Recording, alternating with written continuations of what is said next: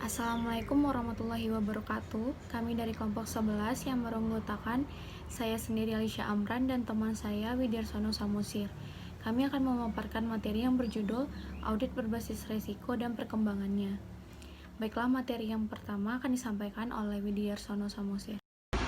Baiklah, pada kali ini kelompok kami akan membahas tentang yang pertama, pengertian audit berbasis risiko. Yang kedua, pentingnya melaksanakan audit berbasis risiko. Yang ketiga, tujuan audit berbasis risiko. Yang keempat, peran audit berbasis risiko. Yang kelima, proses melaksanakannya. Yang keenam, dokumentasinya. Yang ketujuh, manfaat dari audit berbasis risiko. Dan yang kedelapan, perkembangan audit berbasis risiko yang ada di Indonesia. Pengertian audit berbasis risiko. Audit berbasis risiko atau risk-based audit adalah metodologi pemeriksaan yang dipergunakan untuk memberikan jaminan bahwa risiko telah dikelola dalam batasan risiko yang telah ditetapkan manajemen pada tingkat korporasi. Pendekatan audit yang dimulai dengan proses penilaian risiko audit, sehingga dalam perencanaan, pelaksanaan, dan pelaporan auditnya lebih difokuskan pada area penting yang berisiko terjadinya penyimpangan atau kecurangan. Menurut David Galloway pada tahun 2004 menyatakan bahwa risk-based auditing is auditing in which audit objective and audit planning are driven by a risk assessment philosophy. Audit berbasis risiko adalah metodologi pemeriksaan yang dipergunakan untuk memberikan jaminan bahwa risiko telah dikelola di dalam batasan risiko yang telah ditetapkan manajemen pada tingkat korporasi. Pendekatan audit berbasis risiko ini berfokus pada dalam mengevaluasi risiko-risiko baik strategi, finansial, operasional, regulasi, dan lainnya yang dihadapi oleh entitas. Dalam audit berbasis risiko yang tinggi diaudit, sehingga kemudian manajemen bisa mengetahui area baru mana yang berisiko dan area mana yang kontrolnya harus lebih diperhatikan atau diperbaiki. Selanjutnya adalah konsep dasar audit berbasis risiko. A. Reasonable assurance atau asuransi yang layak. Reasonable assurance adalah asuransi yang tinggi tapi bukan pada tingkat tinggi yang mutlak.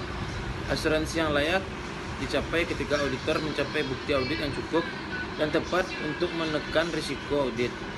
Auditor ingin menekan risiko audit ke tingkat yang rendah yang dapat diterima. Dengan bukti audit yang cukup dan tepat, auditor telah menekankan risiko audit, namun tidak mungkin sampai pada titik nol karena adanya kendala bawaan di setiap audit. Auditor tidak dapat memberikan absolute assurance. Auditor menarik kesimpulan auditnya dan mendasarkan opini atau pendapatnya kepada bukti-bukti audit, di mana kebanyakan audit atau bukti audit tersebut lebih bersifat persuasif atau menguatkan dan bukan konklusif atau meyakinkan secara mutlak. Yang kedua adalah inherent elimination atau kendala bawaan. Kendala-kendala tersebut adalah sifat laporan keuangan, sifat bukti audit yang diterima, sifat prosedur audit, dan pelaporan keuangan tepat waktu. Yang C, audit scope atau lingkup audit.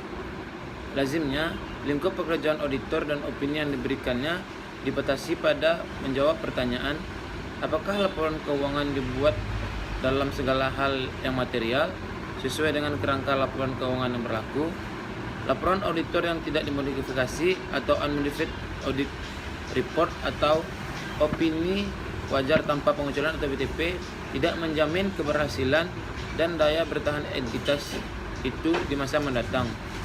WTP juga tidak mencerminkan apakah manajemen mengelola entitas secara efektif dan efisien. Setiap perluasan dari tanggung jawab audit yang utama, seperti yang mungkin ditetapkan dalam ketentuan perundang-undangan, mewajibkan auditor untuk melaksanakan pekerjaan tambahan dan memodifikasi atau memperluas laporan auditor sesuai dengan perluasan tanggung jawabannya. Yang D, material misstatement atau salah saji yang material. Salah saji yang material terjadi jika secara layak dapat diharapkan akan mempengaruhi keputusan ekonomis pemakai laporan keuangan. Salah saji material tersebut yang pertama, sendiri atau bersama. Contohnya, laporan keuangan mencantumkan pabrik senilai 10 miliar. Pabrik itu tidak pernah dibangun atau dibeli.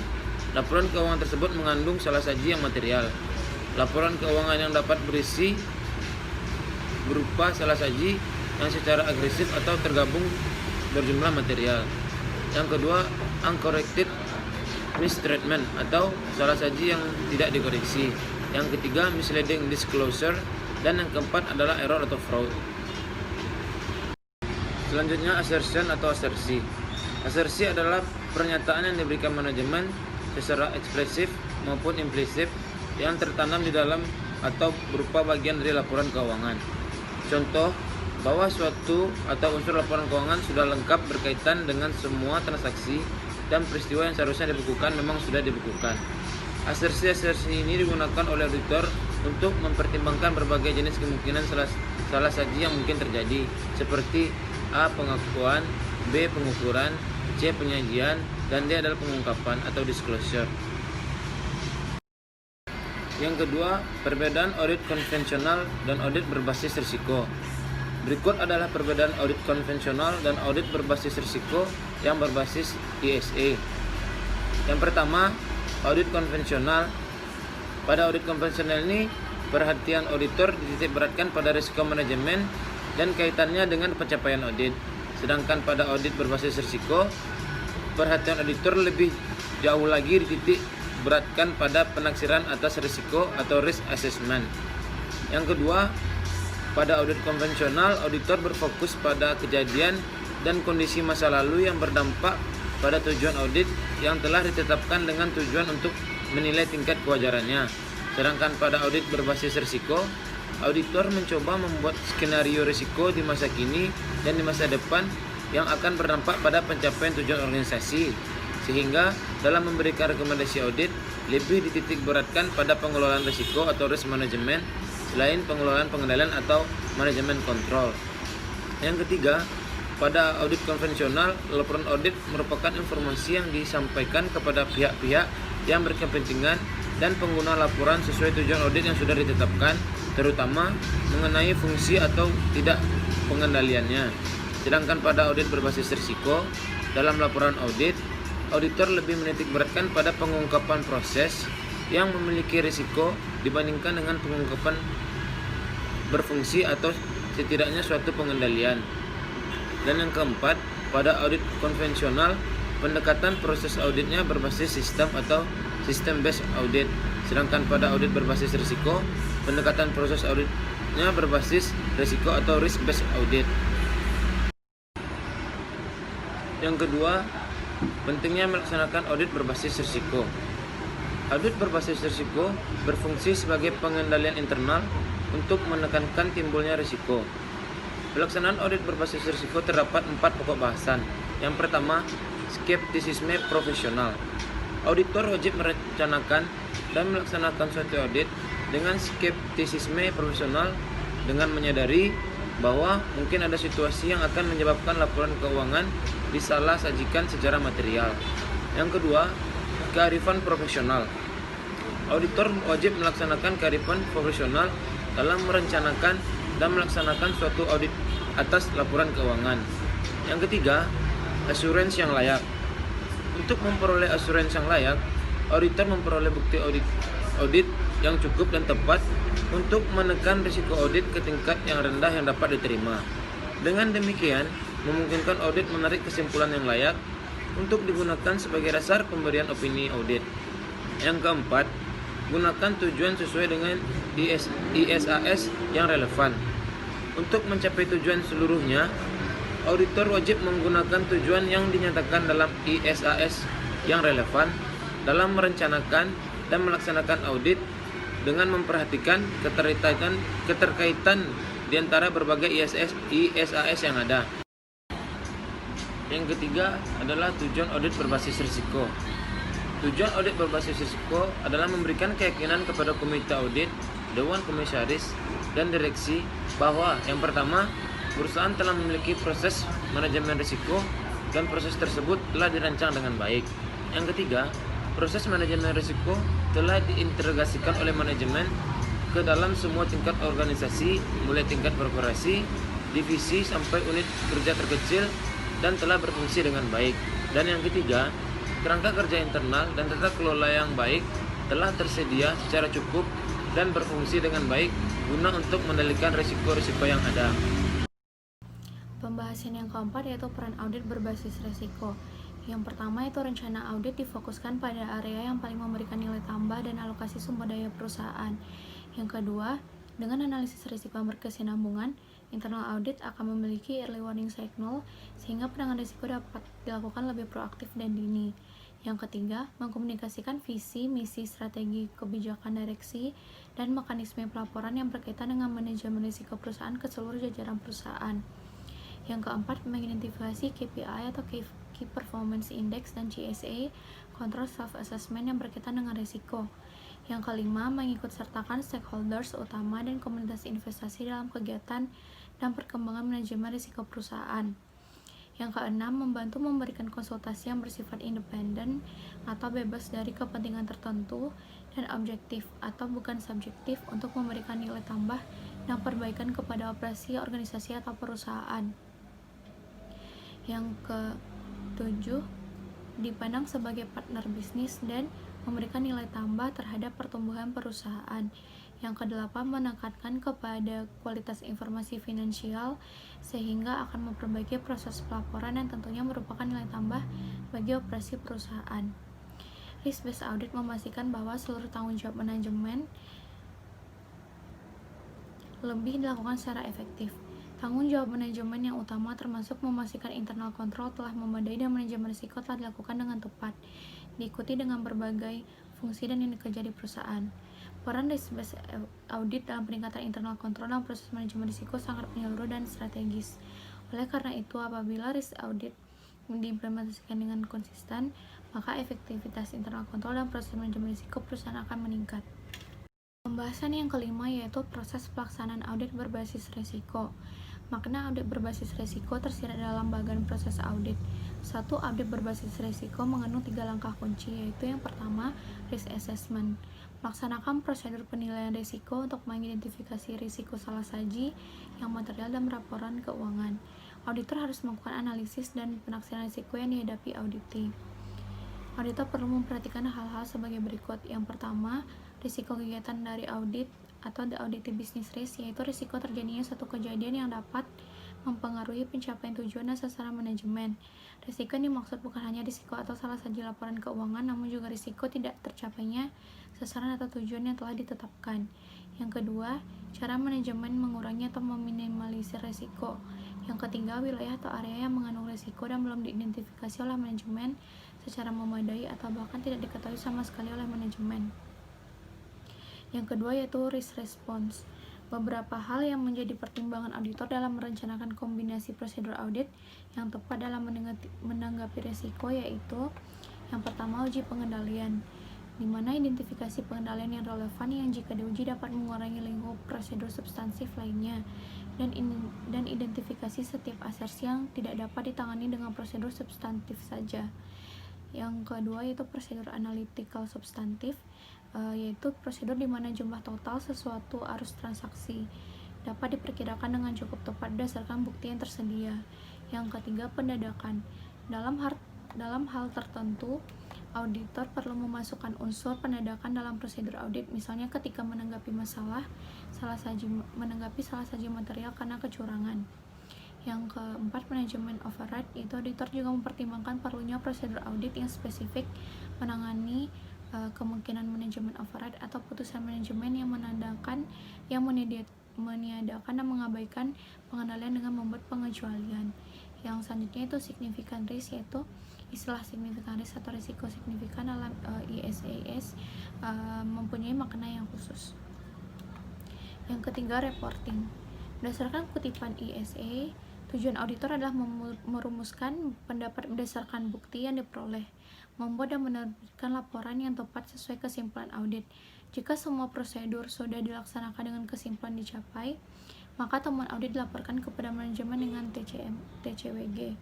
Opini audit dirumuskan dan keputusan mengenai redaksi yang tepat untuk laporan auditor yang dibuat. Pembahasan yang keenam yaitu dokumentasi. Dokumentasi audit yang cukup diharuskan agar auditor yang berpengalaman yang tidak berhubungan dengan audit ini memahami 1. Sifat, jadwal, waktu, dan luasnya prosedur audit yang dilaksanakan. Yang kedua, hasil pelaksanaan prosedur tersebut dan bukti audit yang diperoleh. Yang ketiga, hal-hal penting yang timbul selama audit berlangsung. kesimpulan yang ditarik, dan kearifan profesional yang diterapkan untuk sampai pada kesimpulan itu. Selanjutnya, auditor tidak perlu mendokumentasikan yang pertama hal kecil yang dipertimbangkan atau semua kearifan profesional yang ditetapkan dalam audit. Yang kedua, kepatuhan terhadap hal-hal yang ditunjukkan dengan jelas dalam dokumen lain dalam audit file. Pembahasan yang ke-7 yaitu manfaat audit berbasis risiko. Yang pertama, efektivitas fungsi audit. Pendekatan audit berbasis risiko akan mengungkapkan sumber permasalahan yang menjadi risiko atau temuan audit berdasarkan pada aspek risk control system yang menuntun tidak lanjut dari seluruh lapisan manajemen sehingga menekankan timbulnya permasalahan yang terjadi berulang-ulang. Yang kedua, fokus pada prioritas risiko. Dengan pendekatan audit berbasis risiko, maka auditor lebih fokus untuk melaksanakan prosedur audit terhadap aktivitas berisiko, sedangkan audit dan manajemen akan lebih fokus terhadap temuan hasil audit dengan prioritas risiko yang signifikan.